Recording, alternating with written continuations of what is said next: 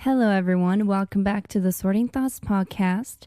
This is your host, Floren. I hope everything is well for you. Today, we are going to be reviewing my first 6 books of the year 2026. So, if you're interested in that, without further ado, let's get into it.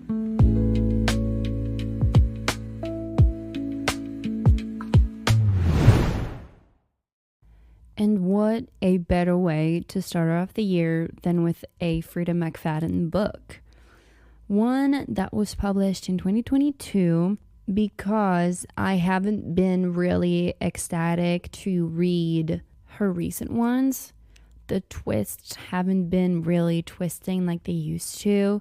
So I am leaning more towards her previous work, and I decided to go ahead and read The Inmate. So this story is about Brooke Sullivan, and she has to follow 3 rules as a new nurse practitioner at a man's maximum security. 1. Treat all prisoners with respect. 2. Never reveal any personal information. Number 3. Never, ever become too friendly with the inmates. But none of the staff at the prison knows Brooke has already broken the rules. Nobody knows about her intimate connection to Shane Nelson, one of the penitentiary's most notorious and dangerous inmates. And they certainly don't know that Shane was Brooke's high school sweetheart. The star quarterback who is now spending the rest of his life in prison for a series of grisly murders, or that Brooke's testimony was what put him there. But Shane knows, and he will never forget. As soon as I read this synopsis, I was immediately intrigued. I was like, okay, you're coming home with me. And needless to say, I was absolutely not disappointed. This book hit the way Wordy hit, or The Housemaid, or Never Lie. It was all I had hoped for it to be. The twist did twist until the last written word, and this is exactly what I want in a book. I love that so much. The thing with Frida's books is that you can't also overthink it, otherwise the experience might be ruined. So let her take you where she wants to take you, and that's what I did. I jumped right where she wanted me to jump. I had guessed a few things though here and there, but the main ones, no, I did not. And I just love, the experience of reading a book, of opening it and just devote yourself for a few hours to that book and to that story and to these characters and to that setting and to that atmosphere. It's just like you're traveling somewhere else and you don't overthink it. You don't overthink it. You just read whatever the writer wants you to read, and you just go from there and you enjoy your experience.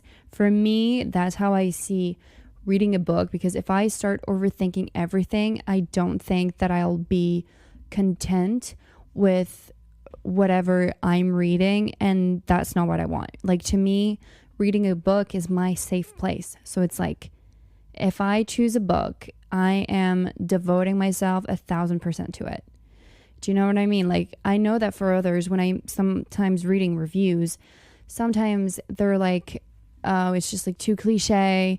I overthought it, and I'm like, this isn't just the type of book for you. Do you know what I mean? It's for me, I wouldn't go ahead and read a certain book because it has a certain, I don't know, it's a trend to read it right now, but it's absolutely not the kind of book that I enjoy reading. For example, I don't see myself reading a fantasy book, because that's just not my type of thing. And so I know sometimes people want to try new things and stuff, but it's if you just don't enjoy it, just don't push it. It's not right for you, and that's okay. Fantasy is not for me. That's okay too. But also the thing with fantasy is that if it's a series and they have made a film about it, and I've seen the film, it's going to be easier for me to read the next books, because I've had no troubles to read the Secret Circle or the Vampire Diaries or the Harry Potter series, because I've had already seen some stuff about it. Like even the Narnia books, you know, these are the stuff that I've seen before. Like I don't need my imagination to do the work, because it's already been done by the writers and all of that stuff. So, you know, it's like, it's so weird. Like I can get into it, but I will have to see the film before, or the TV show if there's one. And then there's like multiple books after. But whatever. This is not the subject right now. Back to the Inmates. This one, maybe spoiler alert, Frida wants you to think that the other love interest is actually the one that committed the murders 10 years ago. She puts details here and there, like that man dating a girl and then that girl disappearing. He has the necklace Brooke was almost choked to death with, and he gives it back to her because he thought it resembled the one that she had, but it's actually the one. It's the same one. So you're like naturally thinking like, that's weird, right? It's got to mean something, and it did. Even that dude was fooled. Like Frida really takes you where she wants to. So you have to like follow that.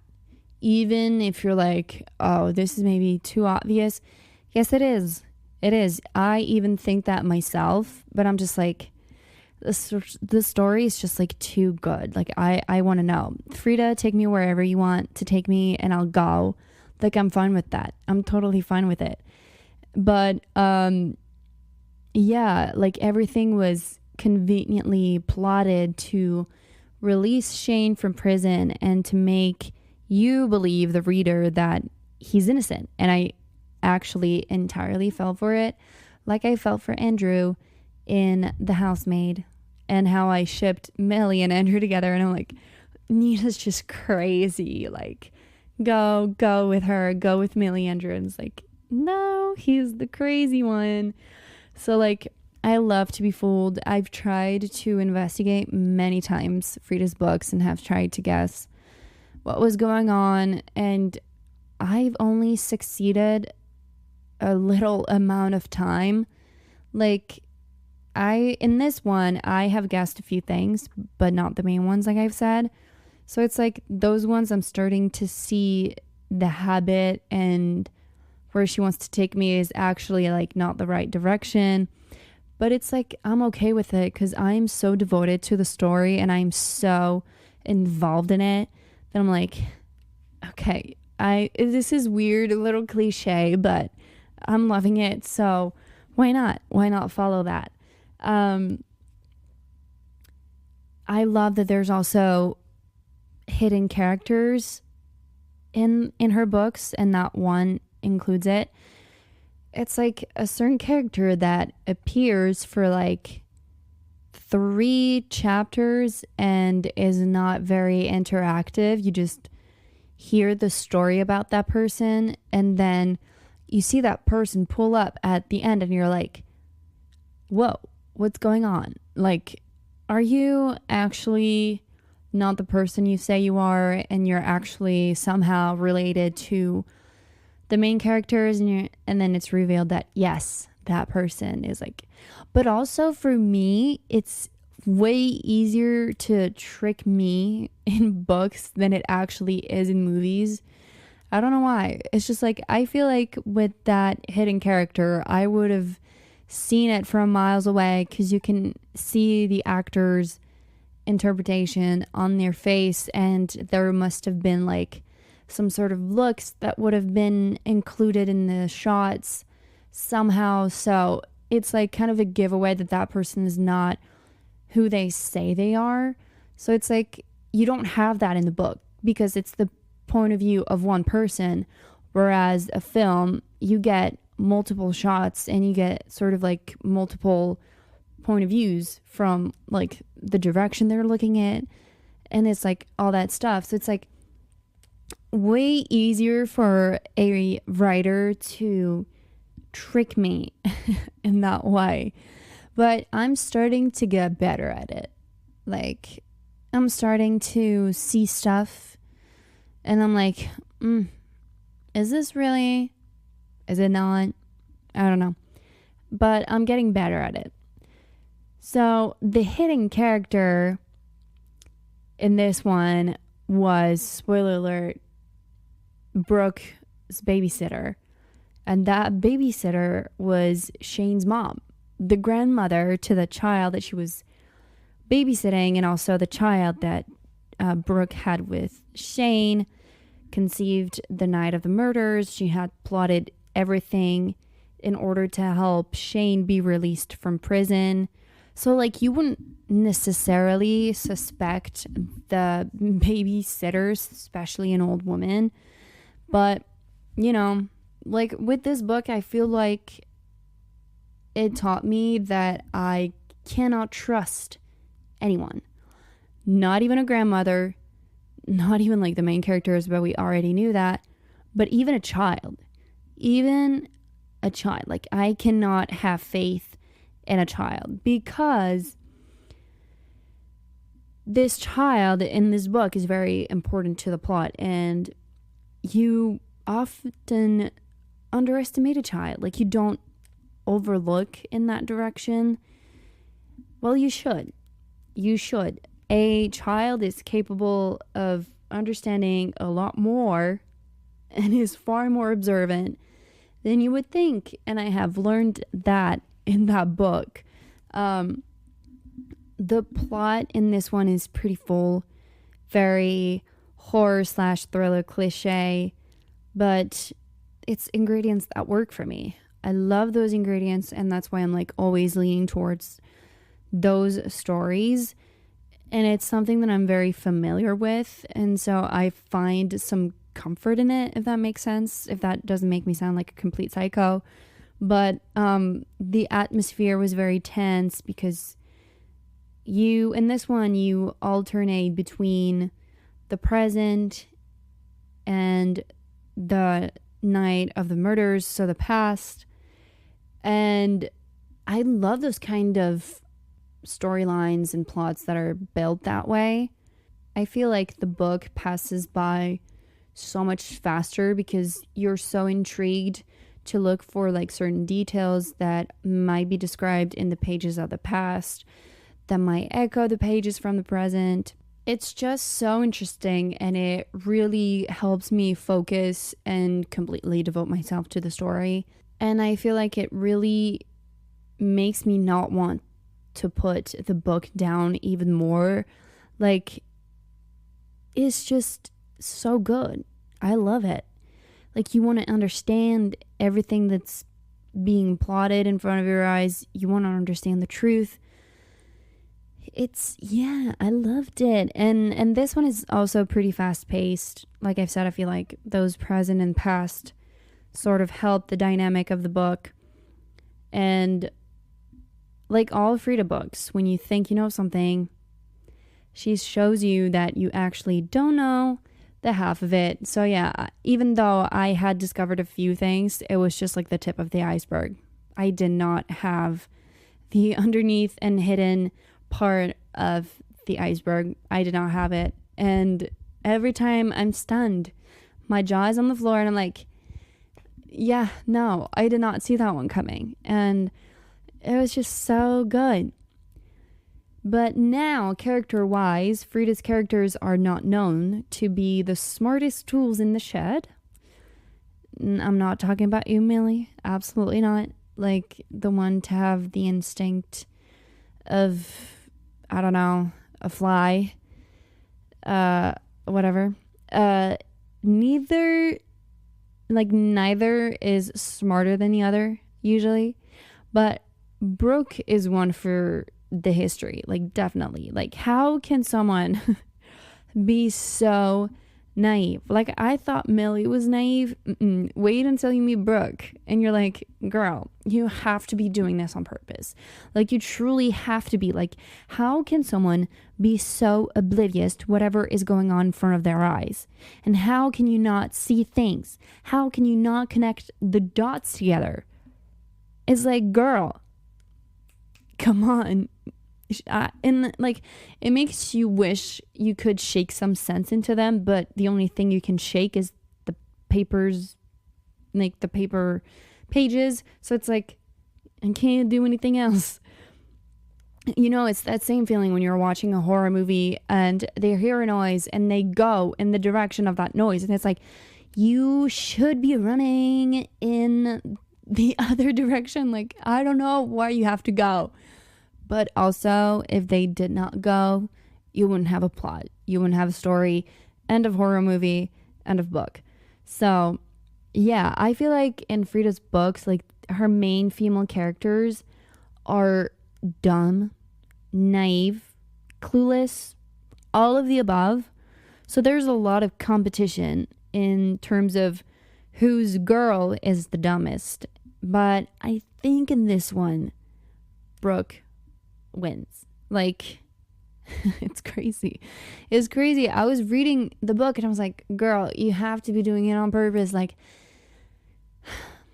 you have to. Like, there's no other explanation to this. Like, you have to be doing this on purpose, you know? But it's still very entertaining to read.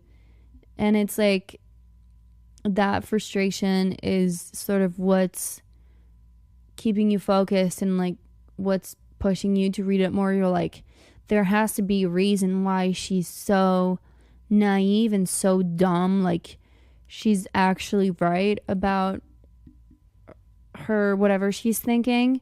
But no, she's not. I have completely lost faith in any girls that is the main character in a Frida book. So I gave this book 5 out of 5 stars, but no, I gave it 4.5. Sorry. I gave it 4.5 stars, and the 0.5 that I took out is the reason. The reason behind that is that Brooke is dumb, like truly dumb. So I had to take 0.5 because it's like, girl, that's enough.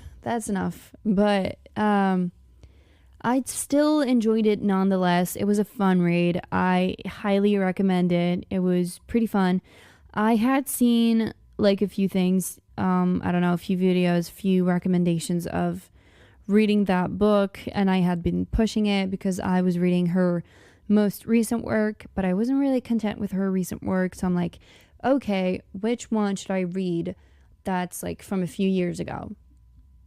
And that has the same ingredients as the ones that are like my favorite. So like The Coworker, The Teacher, Never Lie, The Housemaid. Like, which one is closest to those ingredients? And The Inmate is pretty good.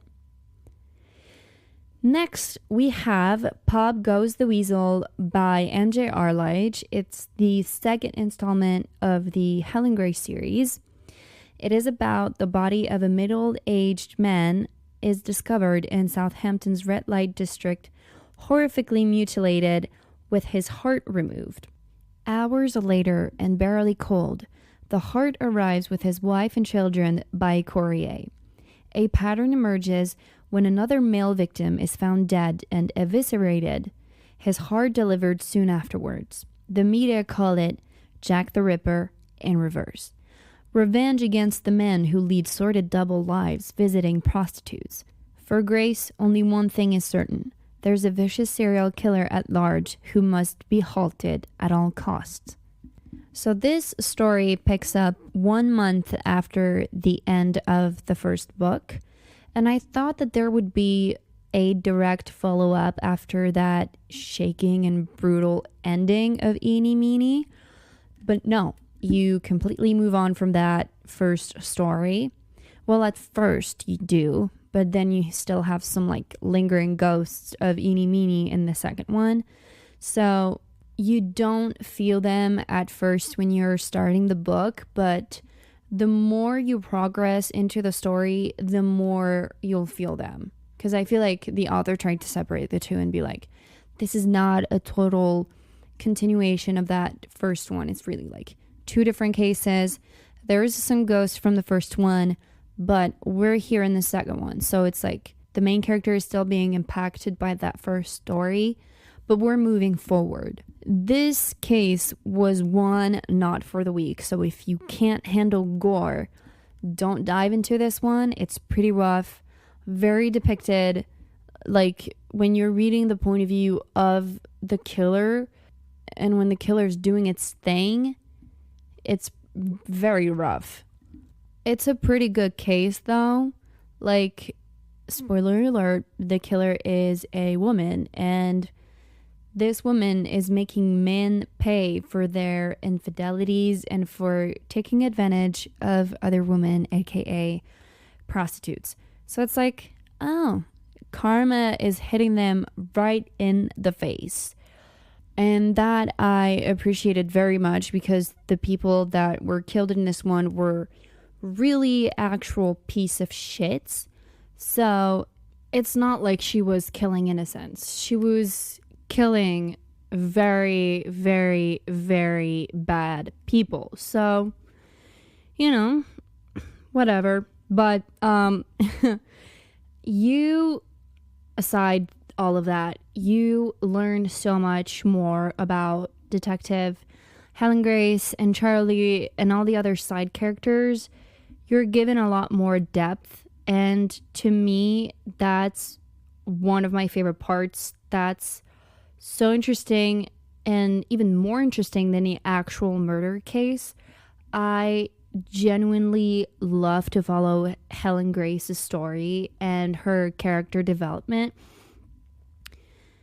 She's just so, like, I don't know, it's one of those very strong characters that had a very sad and shitty childhood, but she turned things around and could have had a very different life, but she chose to fight and arrest the people that were doing all of these wrong things. And I don't know, there's also so much character to her. Like, she's devoted, she's, I don't know, kind of like a savior to those people, even though she doesn't look like one and she doesn't think like one. Like, she's just out there trying to fight all the bad guys and trying to make good in this world and having hope in the world. And because when she was growing up, she didn't really have any hope for the world and hope that there's good in it. And so I feel like her being that is kind of like sort of hopeful in a way, and I love that, and I love how I'm seeing her evolve as a character. She's a really interesting and very complex character, so it's like so interesting to follow her and to follow her stories and to follow her murder cases, and also how she navigates between a case that's a very hard one like this one and even the previous one, and then the other ones that we're going to talk about later, because I've read, I think, 3 these last few months. Like, it's a whole series, and I really like it. Like, I'm not usually the one to like read like super long series. I think the longest series I've ever read was Harry Potter, you know. So like all of the other books, even though they're from the same author, it's like they're all standalones mostly. Like, the maximum that I can do is probably like 3 books or maybe 4, and those are the longest series that I can handle, you know.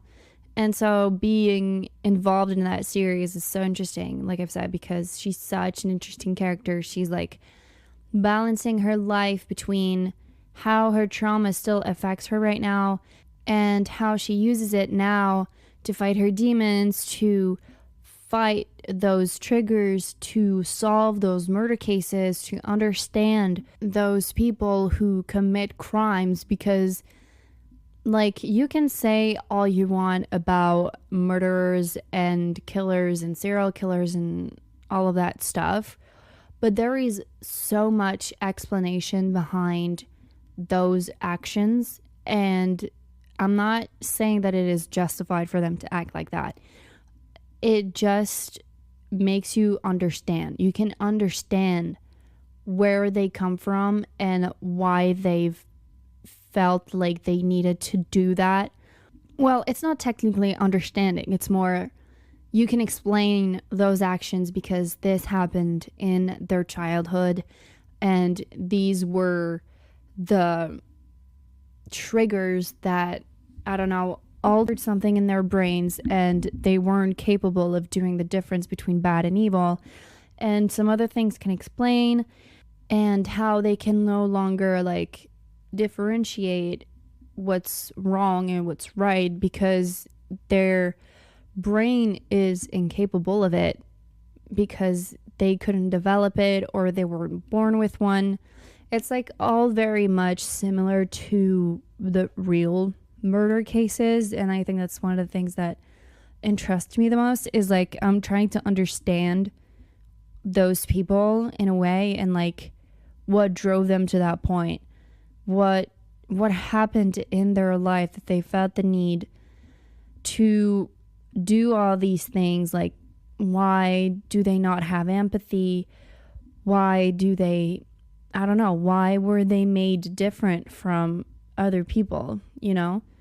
And with those books, you can clearly see that, first of all. And you can, you know, you have both point of views of one person that commits murder because they've had a difficult childhood or they were abused or something like that and they want to take revenge, which is what happens in this case. But so you have them, but you also have Helen's point of view where she's had a very difficult childhood, but she chose a very different route. But I can't say also too much about Helen because she had a sister and her sister took also a very different route. But I don't know, it's just so interesting and so fascinating to me.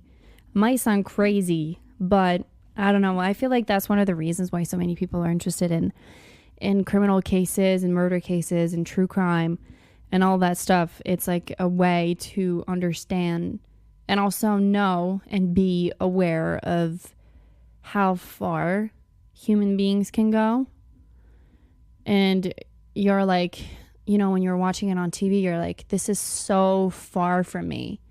But then you have something happen close to you and you're like, oh, like close to your area, not maybe personally. I hope not.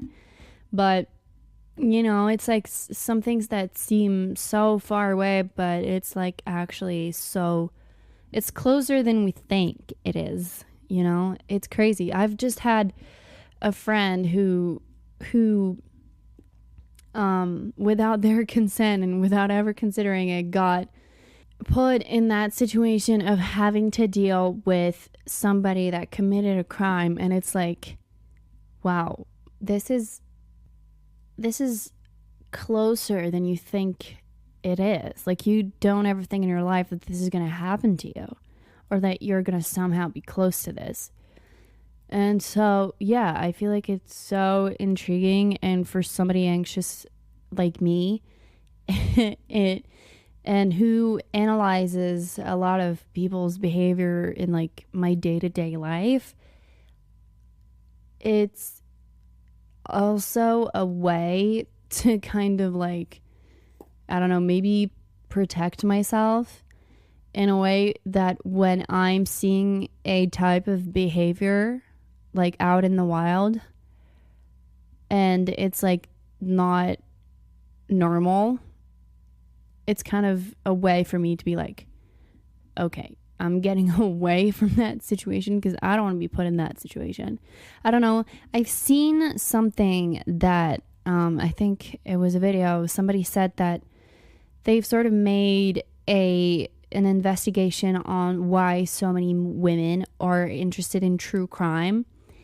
And they said that it was because it helps women predict or like it prevents them from finding themselves in that sort of situations, and it's a way for them to know about a situation and then having the key to get out of that situation and survive the situation. So it's like women are very interested in true crime because that way they have the ability to survive. And it's crazy to think like that, but it kind of feels true, you know? But anyways, back to the book. The chapters are short as usual, and you alternate between Helen Grace's POV and the murderers and even the victims in this one. The whole plot is pretty fast paced. There are a lot of actions, but you don't get lost in it. It's all very structured and very clear. You don't lose yourself between the main investigation and all the sort of side quests of all the side characters. It's very well written, so no way for you to get lost. Because I've read some stuff where it's like, so there's the main storyline, and then you have like 1,000 ones, and then you don't know where to look. Like, you don't know where to read. You're like, I'm so lost right now. But not with this. It's very well structured, so no chance of getting lost. So yeah, this series is so good. Anyone who likes true crime and who likes Criminal Minds or likes, I don't know, CSI, like all those stuff, you will love this series. I love it so much. It's like a very long episode of Criminal Minds. I think I've said that before in a previous episode about reading the first one, but I love it so much. And I gave it 4 stars out of 5 because of how gore this one is.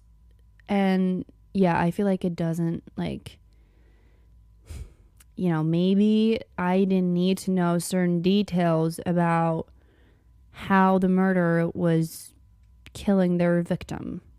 You know, it was kind of like,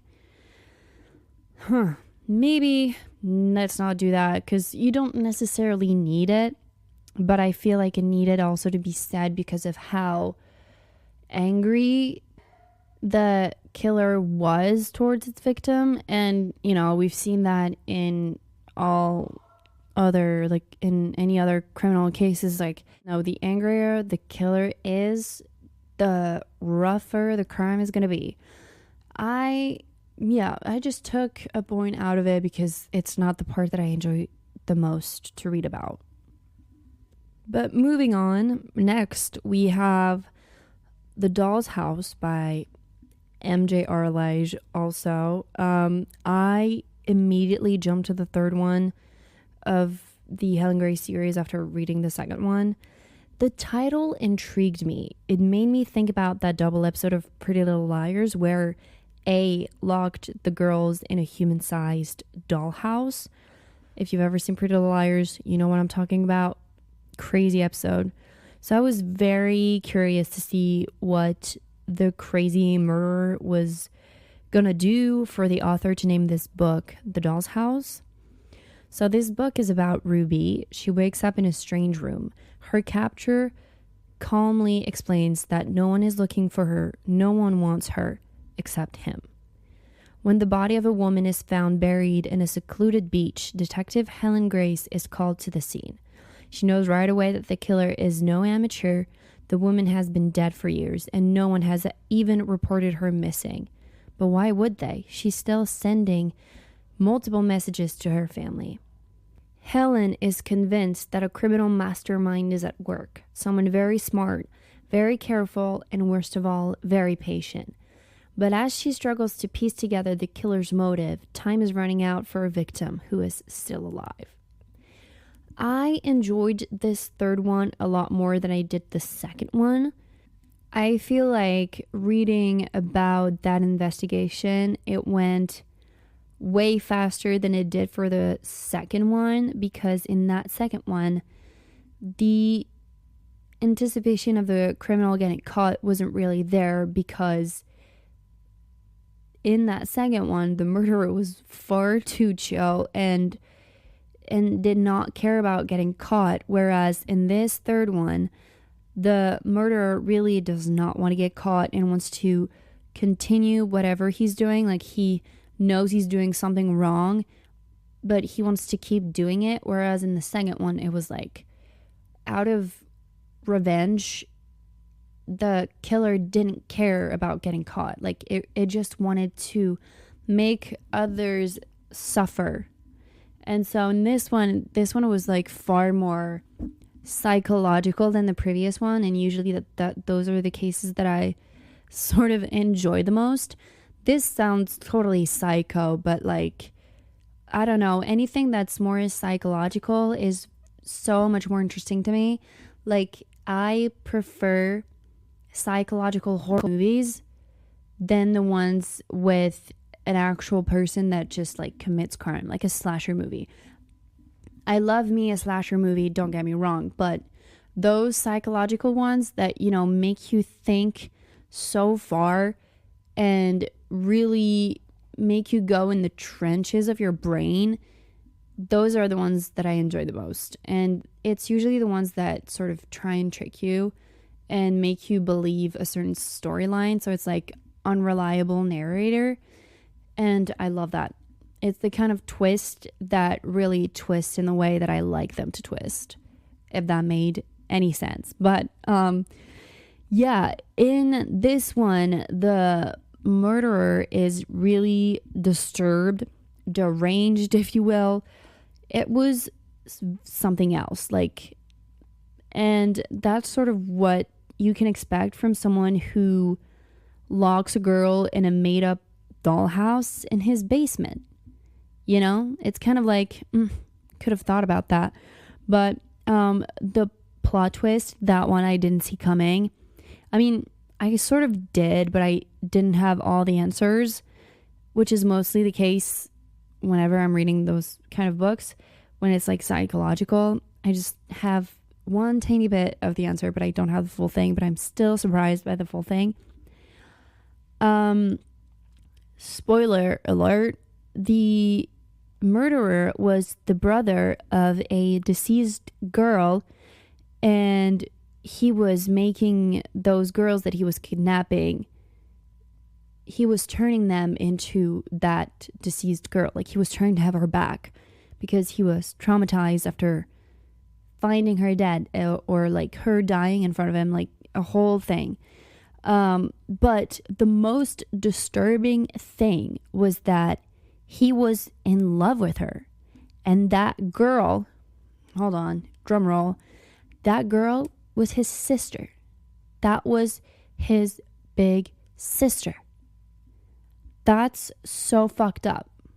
Dude, Sweet Home Alabama. But that story is taking place in the UK. So, do you know what I mean? Super, super weird. But you know, that made a very good twist. Did not expect that one. I never go that far. Like, when I think about solving a plot, it's like I never go as far as an incest relationship. That is like, can't go that far. I can't go that far. So that's why I can't guess it. Do you know what I mean? I also still loved the side stories and the side characters, and of course Helen Grace. And they even added a little bit of romance in this one for Helen Grace. So I'm kind of liking it. I'm really rooting for that guy that she's seeing. I feel like they really are a right fit, but I'm not going to get into that because I'm going to spoil too much. I've already said too much about the murder, but whatever. It's my review. I can do whatever the fuck I want. I said spoiler alert, so the rest is on you. I also really enjoyed that the head of the police department is gone, like the previous one. I cannot remember her name. That's how far I was interested in that character, and that's how much I liked her. I hated her, okay? She was a bitch, and she was trying to get rid of Helen Grace, the best DI of the Southampton police station, just because of her ego. And I'm not fond of, like, a woman not being like a girl's girl. Like, you're not that, fuck yourself. Get out. I don't want to hear about you. I don't want to read about you. I don't want to know you. So, yeah, I was very glad she was gone. She's still in this one, but like by the end of it, she's like, gone. Bye-bye. Hasta la vista, baby. You also feel the ghost of Helen's past a lot less in this one, too. She focuses a lot more on her future. She's really moving forward by the end of the third book, and I think that's why I enjoyed that one much more. It was kind of like more hopeful for Helen compared to the second one, where she's like still triggered by the past and it still affects her present, and now she's like, this cannot affect me any longer because this is actually destroying me. I feel like that was a very hopeful message of being like, you cannot change the past whatsoever. You can still choose for it to have an impact on you right now, or just choose not to. And in this one, she's choosing not to. She's choosing not to let the past hold her any longer.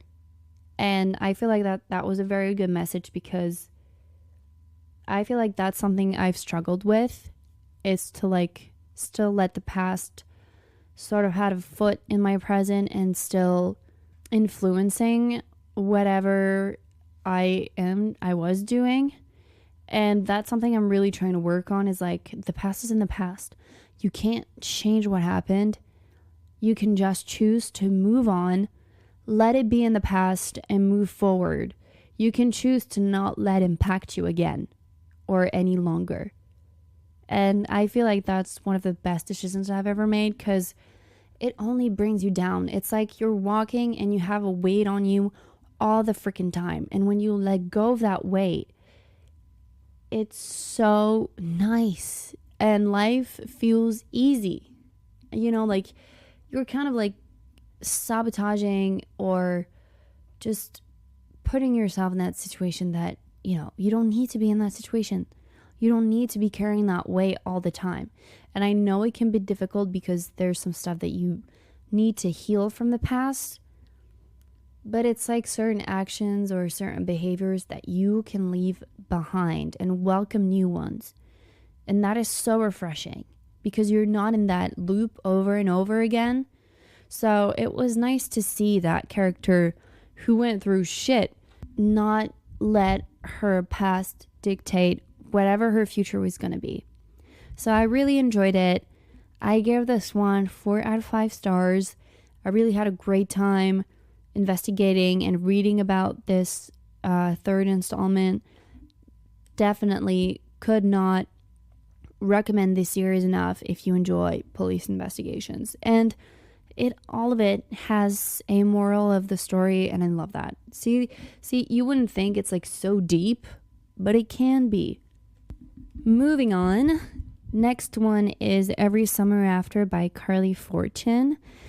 This one is a little more lighter. I needed a little change of scenery after reading so much like crime and thrillers. I was like, I need a break from this thriller, and the sun was making more and more of an appearance outside, so I was like, why not go for a romance and one that happens during summer?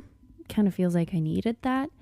And so this story is about 6 summers to fall in love, 1 moment to fall apart, a weekend to get it right. They say you can never go home again, and for Persephone Fraser, ever since she made the biggest mistake of her life a decade ago, that has felt too true. Instead of glittering summers on the lake shore of her childhood, she spends them in a stylish apartment in the city, going out with friends and keeping everyone a safe distance from her heart. Until she receives the call that sends her racing back to Barry's Bay and into the orbit of Sam Florrick, the man she never thought she'd have to live without. For 6 summers, through hazy afternoons on the water and warm summer nights working in his family's restaurant and curling up together with books, medical textbooks for him and work-in-progress horror short stories for her, Percy and Sam had been inseparable. Eventually, that friendship turned into something breathtakingly more before it fell spectacularly apart. When Percy returns to the lake for Sam's mother's funeral, their connection is as undeniable as it has always been. But until Percy can confront the decisions she made and the years she spent punishing herself for them, they'll never know if their love might be bigger than the biggest mistakes of their past. This book was everything People We Meet on Vacation was supposed to be, or what I wanted it to be. That plot twist was jaw-dropping. When I tell you my jaw was on the floor, it fucking was. When I first started this book, I anticipated the fact that the twist was going to be nothing like People We Meet on Vacation. I thought it would be something like insignificant. Turns out it was not, and that made me really happy. And even thinking about it right now, it makes me smile because I'm so proud of that twist. It's like so good. And even thinking about it right now makes me like smile because I'm just like so happy that it was what it was. And my boyfriend was with me when I discovered the whole thing. And I'm so invested when I'm reading a book or when I'm watching a film or a TV show. Like, it's like I'm living the plotline with them. And so I tend to overreact or just react to it. It's like I'm not a blank space. And I just sort of like, what I tend to do when I'm figuring things out is like, I'll read it and then all of a sudden I'm going to flip the book around like so fast. And he's like, what happened? And I'm like, I fucking found out why they haven't been talking for so long. And it's so good. It's so outrageous, but it's so good. And you know, like as I'm turning the book around, I'm like, no fucking way, this did not happen. And so it's like such a genuine reaction from me, and I don't know, me being so invested made him laugh. So yeah, whenever I react like that, when I have my book and all of a sudden I flip it around, that's when you know the tea is good. That's when you know the tea is so fucking good. So good. I can never stop saying that because I was so disappointed with the twist and People We Meet on Vacation. I was like, for them not to talk anymore, it has to be something so big. Do you know what I mean? And it was something so silly. Like maybe it's something that, you know, you can probably relate to in real life because, you know, like two best friends kissing when they shouldn't be, or realizing they have feelings for each other and that they don't want to ruin the relationship. But I was like, they had to have at least slept together. No, they did not. It was just a simple, plain kiss. Nothing more than that. And so with that one, I was just so happy that it was so much bigger than just a kiss. It was so good. I'm not revealing anything because I actually want you to read that one. It's so good. And it's also a story that I feel like everyone can relate to, besides, you know, whatever the betrayal is. But the vacations, the place you visited and kept going to every year with your family, the friends you made there, it's all a good nostalgic remembrance of those kind of days. And also of, you know, when you're a child and like being excited about your summer vacations and, you know, having like 2 whole months to do nothing and to do whatever the fuck you want to do. It was like so good. Like, you know, the air smelled different, if that makes sense. And this book also switches between past and present, and I feel like it definitely helped the pace of the book at the beginning. The chapters felt a little bit long, like when they were all setting the scene. I was kind of like, these are long chapters. Like I was counting the pages down, literally. But I got to a point where I was like so interested and so invested in it that I was like, I need to know. I need to know what the fuck happened for her to make that sort of mistake they were talking about in the synopsis. And I'm like literally like scratching my veins to know about it. It was so bad. So yeah, you start with 10 years ago and then you move forward until the last year Sam and Percy ever spoke, until you get to the actual revelation. So you have like the two timelines happening next to each other. So that's really interesting, and that's sort of like kind of the same build as People We Meet on Vacation. The atmosphere was also phenomenal. Like, it really felt like summer. Like, it teleported me to that period, and I also felt like I was on vacation with them. And that made me realize that I should read more summer stories during the winter time, because I always tend to read winter books in winter and then fall books in the fall and so on. But I really enjoy traveling to highest temperatures when real temperatures were like low, even though the sun was shining, and it wasn't raining for once. I really enjoyed that. The relationship of Sam and Percy was really interesting. You meet them when they're 13 years old, and then you meet them again in adulthood. You see them grow up and develop together. You see their friendship, and that friendship was one of those that was meant to be. There's curiosity, confusion, and the hunger of getting to know each other's layers mentally and also a little bit physically too. That you must know.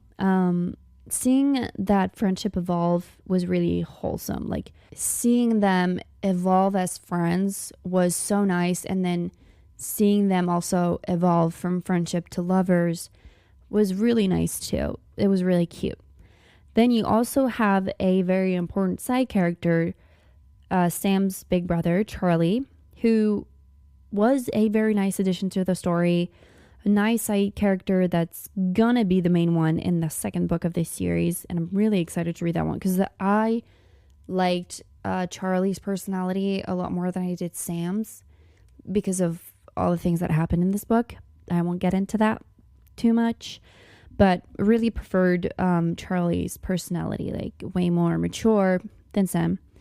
I also loved that Percy was writing those horror fictions. She's just like me and loves herself a little horror story, and I couldn't agree more with that, and that made me really like her character even more.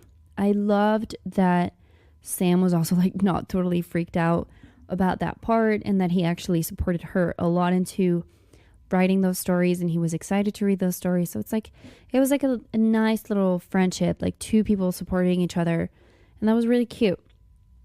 I also really liked that they built that very good friendship before they started dating. It's not like friends to lovers is not my favorite trope, but with these two characters, I really thought that it was very cute. And, I had a good time reading about them. And like I've said, you won't be disappointed with the plot twist.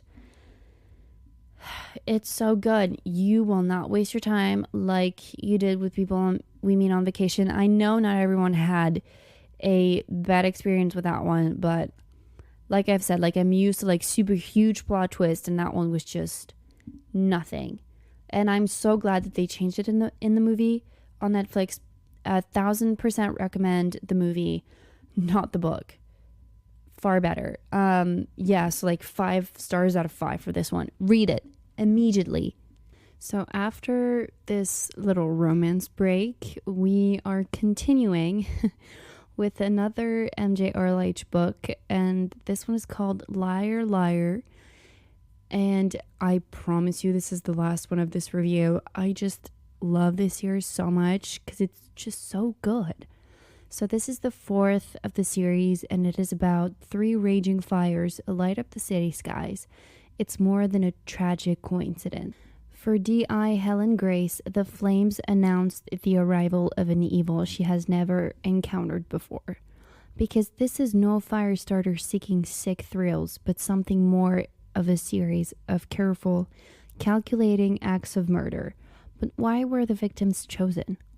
What's driving the killer, and who will be next? A powder keg of fear, suspicion, and dread has been laid. Now all it needs is a spark to set it off. A pyro for murder? Love it. I couldn't be more appealed. No, I'm just kidding. Anytime someone mentions a fire, I always think about that Criminal Minds episode where a guy trapped people in a cinema room and started a fire, killing all the people in it. That episode traumatized me as a kid, and like, cuz it's like one of those episodes that was airing after the prime time, so only when grown-ups were in front of the TV and all the kids were laying in bed. But one time I didn't want to go to bed, so I had sneaked back downstairs and I wanted to watch the beginning of the next episode, and it was that one. So I was in for a ride, and I never ran back to my room so fast. Like, regretted it immediately. And now I always think about it when I'm in a cinema. Like, I'm traumatized, to say the least. But anyways, back to this book. MJ Arledge really is a master at making and writing psychological thrillers. The way he writes these books and the psychology behind these killers, that like one little thing can push someone over the edge and push them to commit the most unthinkable atrocities. Like, he used fire in this one to do so, because this is the most dangerous thing, but it's also appealing at the same time. You know, when you're watching a fire in a fireplace, the way it dances, like the flames, it's beautiful, but it's so dangerous, and it's one of the most atrocious death to ever exist. And the way Arledge described it, I felt like I was in the room with the victims. It was so disturbing. Arledge really takes the reader to places you never thought you'd be taken to.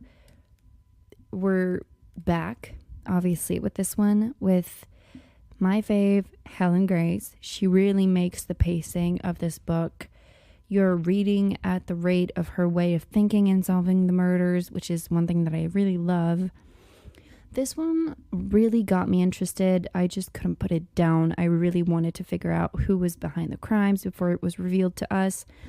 But I failed, and I was shocked. Like, I love how Arledge always changes the profile of its murders.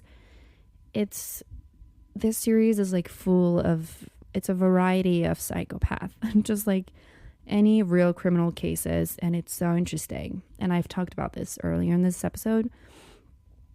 But yeah, I just really also love the character development of Helen Grace in this one. She tries to move forward, but like there's this thing where she's not holding on to her past anymore, and not let her past influence her present, but she still has those little traits.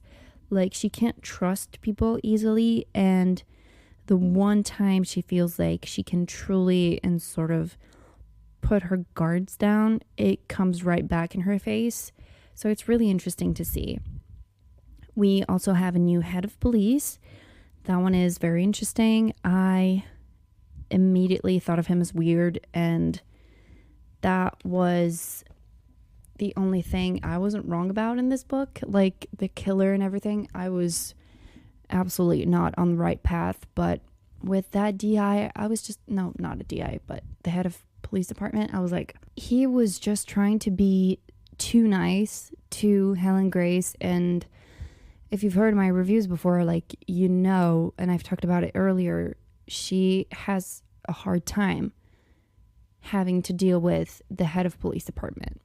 And so having that guy come in and be like, I'm just going to let you do your job. I'm not going to be an inconvenience. We're here to work together, like hand in hand, whatever. I was just like, this feels too good to be true. And it was. That's got to be tough to be working with a boss that's like that you cannot fully trust to do your job correctly. And that happened 3 times in a row with the previous ones, and I feel like the other one is just going to be like everything's going to turn to shit with that head police department, like crazy. So I cannot wait to read the 5th one. I'm really excited about it. And for this one, I gave it a 4 out of 5 stars. Why did I take 1 out? I feel like kind of like the second one, I don't really particularly enjoy reading those murders. Like with the third one, it was different because the victim doesn't actually die and we don't hear about the other victims in the way that they were killed. Like we only know about it when there's the report of their death, but it's just said. It's not depicted. It's not described. And with the third one and this one, you're really reading the victim's point of views. And it's like, okay, I'm going to see this person's death and read about it and read how they're feeling and, suffocating because it's using fire, so less oxygen. No, I did not need that, even though very interesting book. Just like the second one, I didn't particularly enjoy reading the victim's point of view. Not that I really need to know about that. And finally, our last book for this book club meeting number 4 is Do Not Disturb by Frida McFadden. It's another one of her older ones published in 2021, and it is about Quinn Alexander, who committed an unthinkable crime. To avoid spending her life in prison, Quinn makes a run for it. She leaves behind her home, her job, and her family. She grabs her passport and heads for the northern border before the police can discover what she's done. But when an unexpected snowstorm forces her off the road, Quinn must take refuge at the broken-down, isolated Baxter Motel. The handsome and kindly owner, Nick Baxter, is only too happy to offer her a cheap room for the night. Unfortunately, the Baxter Motel isn't the quiet, safe heaven it seemed to be. The motel has a dark and disturbing past, and in the dilapidated house across the way, the silhouette of Nick's ailing wife is always at the window, always watching. In the morning, Quinn must leave the motel. She'll pack up her belongings and get back on the road to freedom. But first, she must survive the night. So this book is perfect if you are a fan of the horror genre. It's a blend between Psycho and The Woman in the Window, but mostly a Psycho by Alfred Hitchcock, a stable horror film, if you ask me. First, we have the name The Baxter Motel, aka the Bates Motel, in the movie. An owner that is charming but maybe hiding the fact that he's a murderer, that has a wife whose silhouette you can see through the window, that's overlooking the motel, aka Norman in Psycho. But in the movie, he has a mother who is lurking through the windows of their house that is right up front the motel. So the parallels are very obvious. There's a few physical changes, but it's really, really close, and it immediately sets the tension. You could literally cut it with a pair of scissors if you could. So it really sets the atmosphere, and as someone that has seen Psycho and has also seen the TV show inspired by the movie Bates Motel, I was really taken aback into that sort of scenery, and I could immediately picture everything and how the tension was, and how creepy the house must have looked, and how creepy the hotel must have looked too. So it's it was really interesting to read that sort of homage to Psycho and Bates Motel. It was really great. I read it so fast.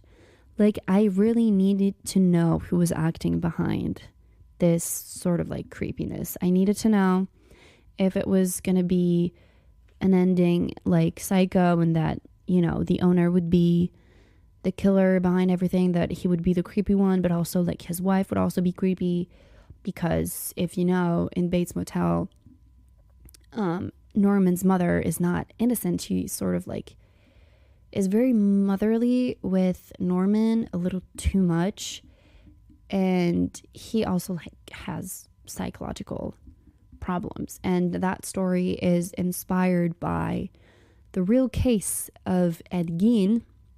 And so you can sort of picture how creepy that story could be. And so having a book written by Frida, inspired by those stories and that film, it was really interesting. I loved it so much. Like, she literally said at the beginning, like when you open it, it was like, to anyone who's also a fan of like horror movies just like me, this book is for you. And it's definitely it. Like, I enjoyed it, even though it resembled Psycho and Bates Motel. Like, it's still one of its own because of the story, of the plot line, the twist, of the characters in it. They're all different from Psycho. Like, she took like the main things from Psycho, like a motel and a house, and just used that setting, but incorporated her characters and her stories in it. So that was really good. Like, at first, back to the story, at first I thought that the main character, Quinn, had actually fabricated the story of, like, she says she kills her husband because of domestic violence. And so at first I was like, maybe it would start off as something like that she had totally fabricated, that she was telling us the story and that was the story she was believing, but it wasn't actually the truth. Like, it was far from it. And so that she had actually intentionally murdered her husband. But no, I was wrong about that. That story was true. I had a few other ideas, but none of them came close to the truth. Another one of Frida's stories that surprised me. It's surprising, creepy, entertaining, fast-paced. You are immediately hooked from the first chapter because she starts with, like, I committed something terrible. And so you're immediately hooked because you want to know what happened. You want to know if it's true. All of the above. So, yeah. One thing that changes in this one is that we have 4 different point of views. Usually it's just 2. Sometimes maybe 3 towards the end of the book when there's like a revelation of things. But it only happens like a few times when there's like a side character that's included in the narration. But it's not something that's mandatory in Frida's books. So it's usually just 2. But in this one we have 4. And I think it was also a first for a main character, Frida, to actually have survival instincts and to not be dumb. So that was a real refreshment. I enjoyed that. Like, she was naive on some certain aspects of her life, but for the most part, she was pretty good at survival instincts and just like running away and not being dumb or being fooled. You know? In this plot, every character had its importance. Even Claudia's husband, her sister's husband, that appeared for a very brief amount of time. Like, in that little time, he did so much. And so, yeah, no side characters that are like not useful. I also loved that this twist was a family twist compared to the other ones who are more like friendship twist, past lovers twist, coworkers, lovers, but not family focused. Do you know what I mean? This one really focuses on, I think, the cruelest betrayals, and that betrayal is like family, which made it even more entertaining to read. I definitely recommend this one. It's really good. If you're a fan of horror and don't think too much about it, you're gonna like it. Because I know some people might have been like, oh, this is too much like the Bates Motel or Psycho, and just like, don't overthinking. She's just taking some, like, it's just the tip of the iceberg. The actual story is very entertaining, very good, and I like just gave it 5 stars. I just really had a good time, and I think I read it in just 2 days, so it was really fast. But yeah, that was my last book, and I think I've talked enough now, and now it's time for the outro. And I hope you guys enjoyed this book club meeting number 4. I hope you enjoyed these reviews. Sorry if there's been a lot of crime, a lot of thrillers. I'm going to try and make it more diverse in the next one. So, yeah. I thank you so much for listening, and I hope to see you guys next week. This was your host, Florin. Bye.